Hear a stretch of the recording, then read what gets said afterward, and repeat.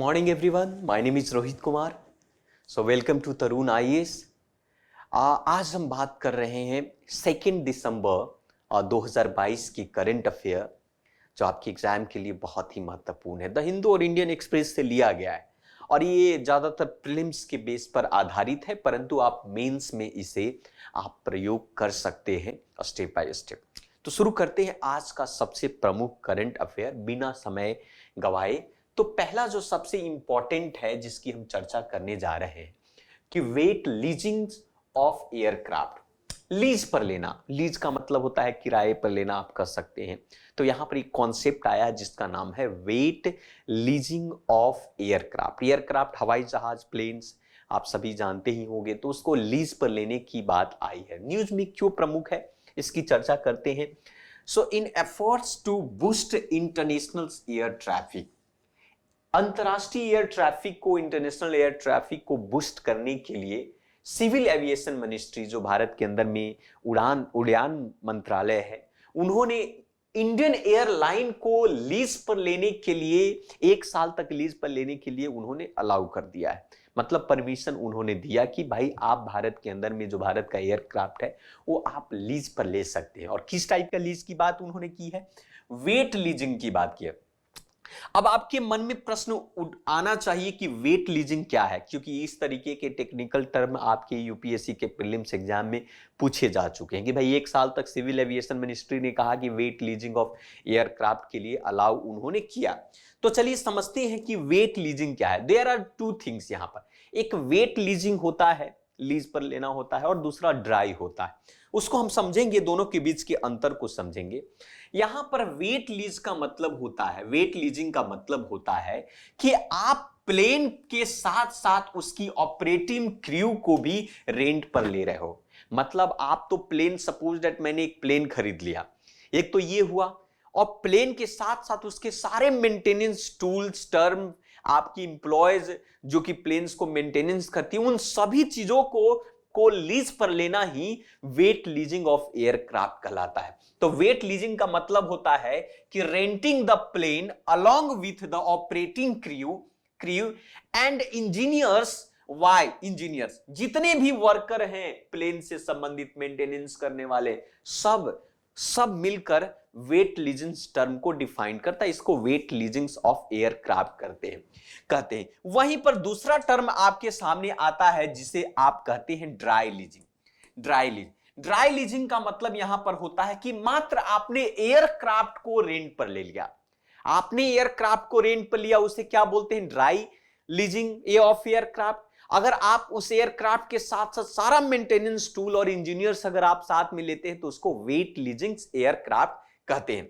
यहां पर एक टेक्निकल टर्म आता है वेट लीजिंग के साथ जिसको हम ACMI कहा जाता है. ACMI का मतलब होता है aircraft crew maintenance and insurance. ये सभी वेट लीजिंग के अंदर. तो प्रश्न बन सकता है कि वेट लीजिंग टर्म का प्रयोग यहां पर क्या कर सकते हैं, एयरक्राफ्ट में वेट लीजिंग का मतलब क्या होता है.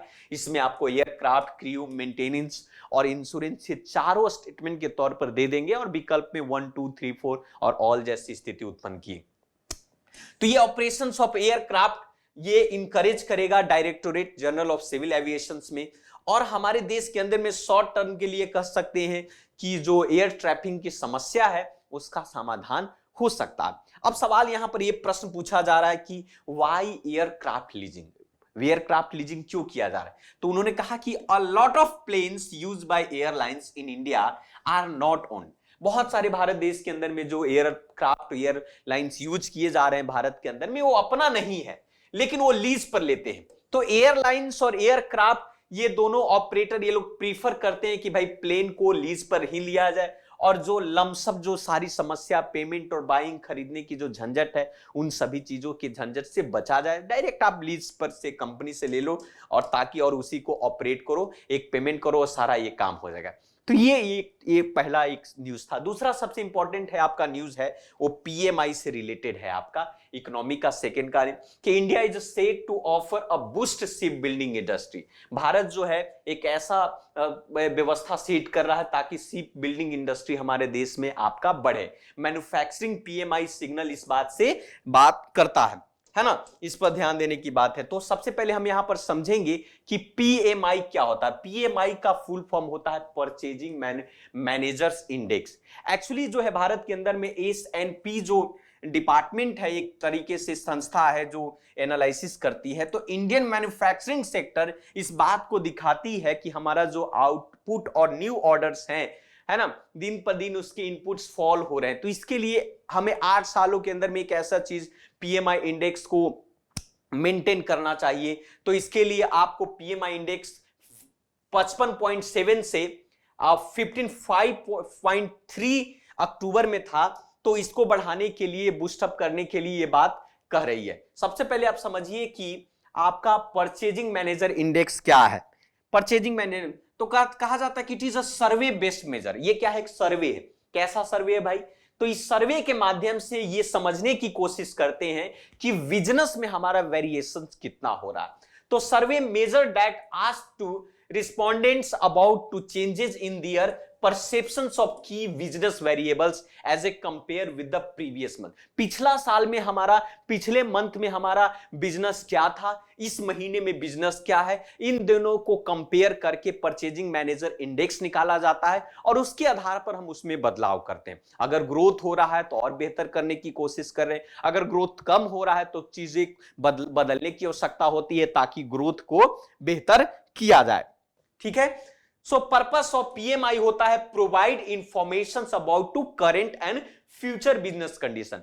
जो पीएमआई का जो पर्पस है, मकसद है, ताकि आने वाले कल में बिजनेस का कंडीशन क्या होगा, है ना, और साथ साथ में करंट में बिजनेस का कंडीशन क्या है, इसे प्रिडिक्शन और परसेप्शंस के आधार पर बेहतर करने की कोशिश करते हैं। मतलब हम मैन्युफैक्चरिंग और सर्विसेज सेक्टर में इस कैलकुलेशंस के माध्यम से एक तरीके से कह सकते हैं कि अपने बिजनेस को बेहतर करने के बारे में सोचते हैं। पीएमआई नंबर होता है 0 से 100 के बीच में। अगर आपका 50 से ऊपर जा रहा है, इसका मतलब आपका स्कोर अच्छा है, आप ग्रोथ कर रहे हैं। अगर 50 से कम आ रहा है, इसका मतलब आपका ग्रोथ डाउन है। तो if the PMI of previous month is higher than PMI of the current month, it's represent economy is contracting.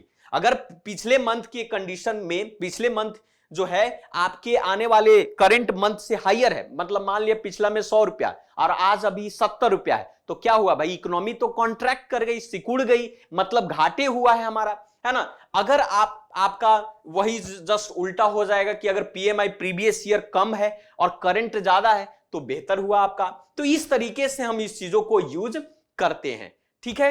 तो पीएमआई एक तरीके से हॉलमार्क है और एक तरीके से इकोनॉमिक एक्सपेक्टेशंस को रिलायबल बनाता है, एक इकोनॉमिक एक्टिविटी का इंडिकेटर की तरह काम करता है और साथ साथ में डिसीजन मेकिंग में आपको मदद भी करता है और इकोनॉमी में एक अट्रैक्टिव और एक बेहतर इफिशिएंट बनाने की कोशिश भी करता है ये, है ना। तो ये सी बिल्डिंग प्रोसेस है और दिस थिंग है इसके अंदर में, है ना। बहुत सारे इस पॉइंट में देख सकते हैं। एक चलिए एक सबसे इंपॉर्टेंट है, देख लेते हैं, एक्सरसाइज हैरीमॉ।